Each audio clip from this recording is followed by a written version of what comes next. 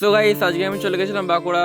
তো কেন গেছিলাম চলো সেটা তোমাদের বলবো। সো গাইস আজকে সকাল সকাল বাসে ঝুলতে ঝুলতে চলে যাচ্ছি আমি বাঁকুড়া। আর এটা হচ্ছে আমার মামাতো ভাই, আমরা দুজন মিলে যাচ্ছি বাঁকুড়া। তো চলো তোমাদের বলি কি জন্য যাচ্ছি।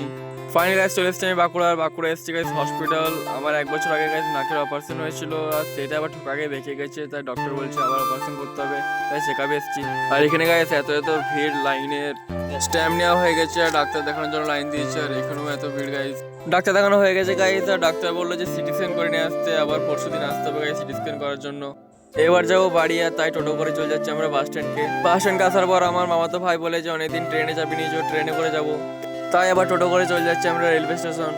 এসে গাইস টিকিট কাটার সময় জানতে পারলাম যে 2 মিনিট আগে একটা ট্রেন চলে গেছে, সেকেন্ড ট্রেন 3 ঘন্টা পর।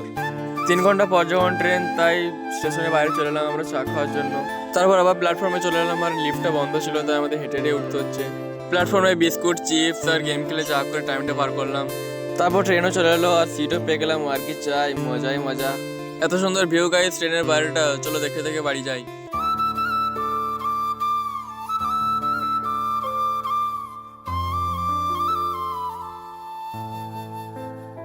ফাইনালি গাইস চলে এসেছি আমাদের স্টেশনে, আর এখানে আমার বাইক রাখা আছে, এবার যাবো বাড়ি।